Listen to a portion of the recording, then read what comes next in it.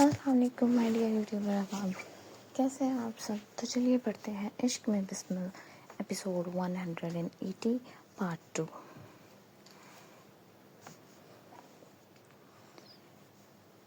صبح کے 6 بجے وجدان خان اپنے سسرال پہنچا۔ رات بھر کا سفر، آنکھوں میں نیند کا نام نہیں، صرف ایک ہی یاد، ایک ہی بے چینی اسے یہاں تک کھینچ لائی۔ دروازے پر جا کر اس نے گاڑی کا ہارن پر ہاتھ رکھ دیا، ایسے جیسے ہر آواز میں اس کا غصہ، اس کی بے تابی، اس کا حق گونج رہا ہو۔ حولا کے بھائی جمال خان نے دروازہ کھولا۔ اس سے پہلے وہ کچھ سخت بولتا، سامنے وجدان خان کو دیکھ کر فوراً پورا گیٹ کھول دیا۔ وجدان خان نے گاڑی پارک کی اور جمال کی طرف دیکھے بغیر وہ سیدھا اندر کی طرف بڑھ گیا۔ ہر قدم بھاری، ہر قدم میں طوفان۔ جمال خان دیکھ چکا تھا، خان بہت غصے میں ہے۔ وہ وہیں سے ہوٹل کے لیے نکلا تھا، جیسے اس طوفان سے خود کو بچانا چاہتا۔ وجدان خان سیدھا حولا کے کمرے میں گیا۔ اس کے قدموں کی رفتار میں اب کوئی ٹھہراؤ نہیں تھا۔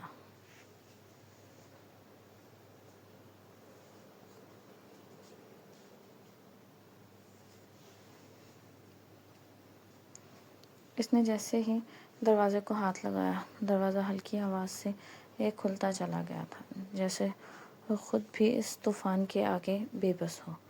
کمرے میں مدھم اندھیرا پھیلا ہوا تھا، خاموشی ایسی جیسے ہر چیز سانس روکے کھڑی ہو۔ سامنے بیڈ پر حولا خان دنیا سے بے خبر سو رہی تھی، پرسکون، بے فکر، جیسے اسے اندازہ ہی نہ ہو کہ کوئی اس کے لیے آگ بن کر آیا ہے۔ اس سے پہلے وہ بیڈ کی طرف بڑھتا، حولا کی ماں کمرے میں داخل ہوئی۔ ارے بیٹا، آپ کب آئے؟ آنے سے پہلے بتایا بھی نہیں۔ وجدان خان نے خون اتری آنکھوں سے حبیبہ خاتون کو دیکھا۔ وہ نظر صرف غصہ نہیں تھی، وہ شکوہ تھا، حق تھا، اور اندر جلتی ہوئی تڑپ بھی۔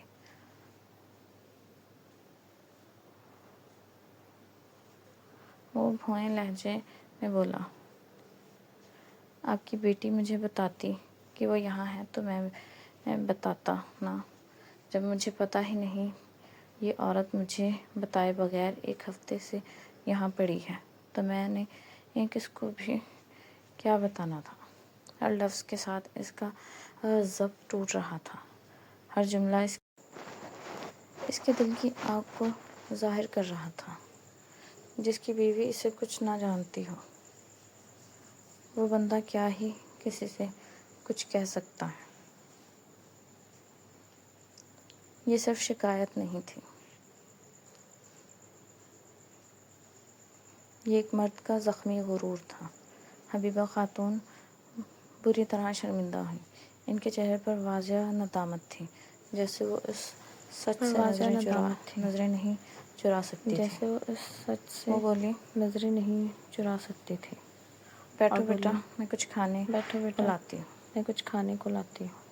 وجدان نے فوراً رکتے ہوئے کہا، آپ بس باہر چلی جائیں، مجھے میری بیوی سے بات کرنی ہے۔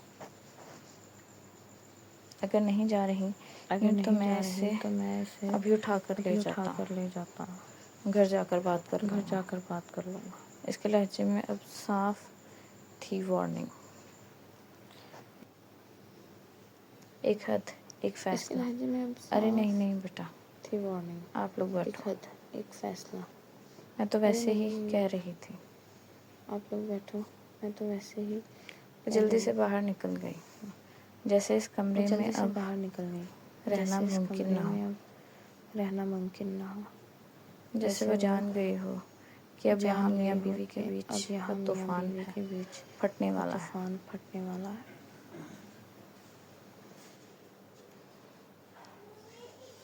حولا سکون سے سو رہی تھی، ایسے جیسے دنیا کی کسی فکر سے آزاد ہو۔ اس کے آس پاس کوئی طوفان نہ تھا، جبکہ اسی کمرے میں ایک طوفان سانس لے رہا تھا۔ وجدان نے کوٹ اتار کر دور پھینکا، ایک جھٹکے سے، جیسے اپنے اندر کی گھٹن کو بھی ساتھ پھینک رہا ہو، اور پاکٹ سے سگریٹ نکال کر لگایا اور صوفے پر بیٹھ گیا۔ دل تو بہت کیا اسے ابھی روند کے رکھ دے، اس کی اس بے خبری کو جھنجھوڑ دے، اسے جھٹکا کر پوچھے، لیکن جان سے پیاری بیوی تھی، تکلیف دینے کا دل نہیں چاہ رہا تھا، اس لیے جانے وہ کیسے خود کو روکے ہوئے تھا۔ یہ روکنا ہی اس کے لیے سب سے بڑی جنگ تھا۔ وہ غصے سے نتنے پھول رہے تھے، ہر سانس بھاری، ہر سانس میں آگ۔ وہ سگریٹ کے گہرے گہرے کش لے رہا تھا، جیسے ہر کش کے ساتھ اپنے اندر کی آگ کو دبا رہا ہو، یا شاید اور بھڑکا رہا ہو۔ کمرے میں ہلکا سا اندھیرا تھا، خاموشی میں سگریٹ کا دھواں پھیل رہا تھا، اور حولا کے ہلکے ہلکے خراٹوں کی آواز آ رہی تھی، ایک معصوم سی، بے فکر سی آواز، مگر وجدان خان کے کانوں میں بجتا حولا کے خراٹوں کا ساز اس کی دھڑکنوں کو بے چین کر رہا تھا۔ ہر آواز جیسے اسے اور قریب کھینچ رہی ہو، اور وہ خود کو اور پیچھے روک رہا ہو، لیکن وہ کنٹرول کیے ہوئے تھا، زبردستی، پوری طاقت سے۔ تھوڑی تھوڑی دیر بعد وہ پہلو بدل رہا تھا، جوان جذبے آگ دہکا رہے تھے، جیسے اس کے اندر کوئی جنگ جاری ہو، ایک طرف چاہت، دوسری طرف ضبط، لیکن وہ خود کو کنٹرول کر کے بیٹھا تھا۔ اپنے ہی وجود کے خلاف جا کر وہ آنکھیں بند کیے مسلسل اسموکنگ کر رہا تھا، جیسے آنکھیں بند کر لینے سے وہ اس حقیقت سے بچ جائے گا کہ وہ اسی کمرے میں ہے، اس کے قریب۔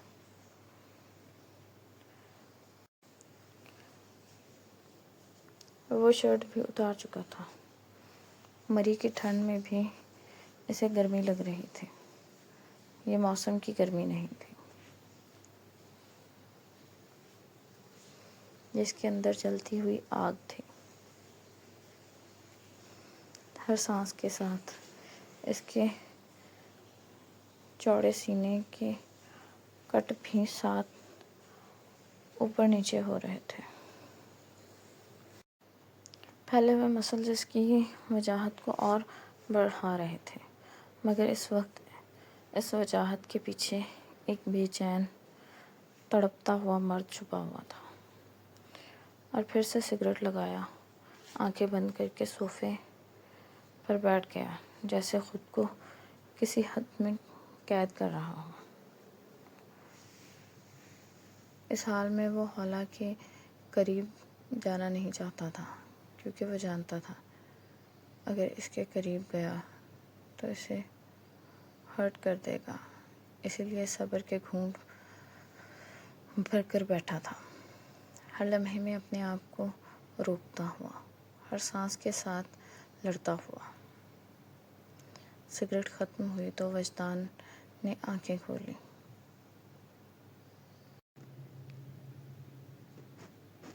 اور سگریٹ سلگانے کو ہاتھ بڑھایا، لیکن ایک دم اس کی آنکھوں کی لالی خطرناک حد تک بڑھ گئی تھی۔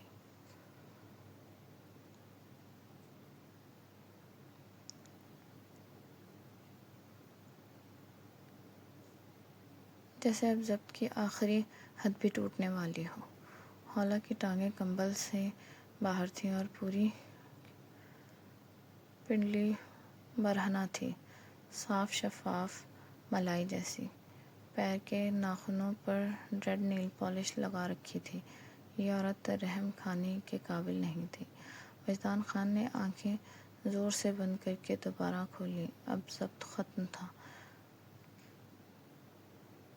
وہ ایک ہی جست میں بیڈ پر پہنچا اور کمبل کھینچ کر اتار گیا۔ حوالہ بے حد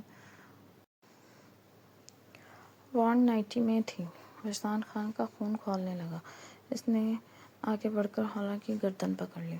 حوالہ جو میٹھی نیند کے یہ مزے لوٹ رہی تھی، اسے اچانک افتاد پر بوکھلائی۔ خود کو وجدان کی گرفت میں دیکھ کر سانسیں تک رک گئی تھی۔ دونوں ایک دوسرے کی آنکھوں میں دیکھ رہے تھے۔ وجدان کی آنکھیں غصے میں لال تھیں تو حوالہ کی آنکھیں نیند کے خمار میں خوف کی وجہ سے لال تھیں۔ بہت دیر وہ ایک دوسرے کو دیکھتے رہے۔ حوالہ کے ہونٹ اب نیلے ہونے لگے تھے۔ وجدان کو ہوش آیا۔ وہ دہاڑا اور اسے پلو پر پٹک دیا۔ سانس لو پاگل عورت۔ لیکن حوالہ اب بھی جیسے سکتے میں تھی۔ اب بھی سانسیں نہیں لے رہی تھی۔ وجدان فوراً اس پر جھٹکا اور اس کے ہونٹوں کو نرمی سے قید کرتا اس کو اپنی سانسیں دینے لگا۔ حوالہ کی سانسیں بحال ہونے لگیں۔ وجدان کے جسم میں آگ بھڑکنے لگی۔ وہ اب اس کی سانسیں کھینچ رہا تھا۔ حوالہ نے اس سائیڈوں کو مٹھیوں میں جکڑ لیا۔ وہ اسے خود سے دور کرنے کی کوشش کر رہی تھی، لیکن وہ پہاڑ جیسا مرد کہاں اس کی نازک سی کلائیوں جیسی جان کے قابو آنے والا تھا۔ وجدان کے ہاتھ شدت سے حوالہ کا انگ انگ ٹٹول رہے تھے۔ وجدان کی بے باکیاں بڑھ رہی تھیں اور حوالہ کی جان لبوں پر تھی۔ بہت دیر وہ اپنا جنون اس کی گلابی پنکھڑیوں پر اتارتا رہا۔ پھر وہ اسے کھینچ کر اپنی گود میں بٹھا گیا۔ اس کی گردن پر اپنا جنون لوٹنے لگا۔ حوالہ سسک پڑی اور بولی، خان درد ہو رہا ہے۔ وجدان خان اس کا جبڑا ہاتھ میں لیا۔ اس کے کان میں تنزیہ، اچھا درد ہو رہا ہے۔ یہ وہ درد لینے کے لیے ہی تو آپ نے یہ نائٹی پہنی تھی۔ اب درد کیوں میری جان؟ نہیں خان، میں نے اس لیے نہیں پہنی تھی۔ وجدان نے خون اتری آنکھوں سے اس کی آنکھوں میں دیکھا۔ اچھا تو کس لیے پہنی تھی؟ شوہر تو یہاں تھا نہیں۔ خان میرا دم گھٹ رہا ہے، اسی لیے دم بحال کر کے گھونٹوں گا۔ آپ کو آج بتاؤں گا شوہر کیسا ہوتا ہے۔ دوبارہ مجھ سے پوچھے بغیر گھر سے قدم باہر نہیں نکالو گی، بے ہودہ عورت۔ وہ حوالہ کو بیڈ پر لٹاتا اپنی پینٹ کی بیلٹ کھولنے لگا۔ حوالہ تھر تھر کانپ رہی تھی۔ وہ تو پیار میں اس کی جان نکال لیتا تھا، آج تو غصے میں تھا، اور اتنے غصے میں کہ حوالہ اندر تک دہل گئی تھی۔ وہ خود کو اور اسے ہر پردے سے آزاد کرتا اس کی روح میں اتنی شدت سے سمایا کہ حوالہ کی چیخ نکلی۔ وہ اس کے ہونٹوں کو پھر سے قید کر گیا۔ اس کی شدتوں سے کمرہ لرز رہا تھا۔ وہ اپنا غصہ اور فرسٹریشن بڑی بے رحمی سے میں انڈیل رہا تھا۔ کبھی وہ اس کی گردن کو داغدار کرتا، کبھی دھڑکنوں کو۔ حوالہ کی گھٹی گھٹی سسکیوں میں کمرہ گونج رہا تھا، لیکن وہ بے رحم بنا ہوا اپنے عمل کو جاری رکھے ہوئے تھا، جیسے اس کی ہر سسکی وجدان کے غصے کی تسکین کر رہی ہو۔ مسلسل اس کی جان نکالتا وہ خود کو سکون دیتا سیدھا لیٹ کر آنکھیں موند گیا، خود کو اور خولا کو کمبل میں عنقریب کر چکا تھا۔ اب خولا جاگ رہی تھی، وجدان کے درمیان خراٹے کمرے میں گونج رہے تھے، مگر خولا کے وجود میں لکھی وجدان کے جنون کی داستان اسے سونے نہیں دے رہی تھی۔ ایپیسوڈ جاری ہے۔ کہانی اگر پسند آئے تو پلیز چینل کو سبسکرائب کریں۔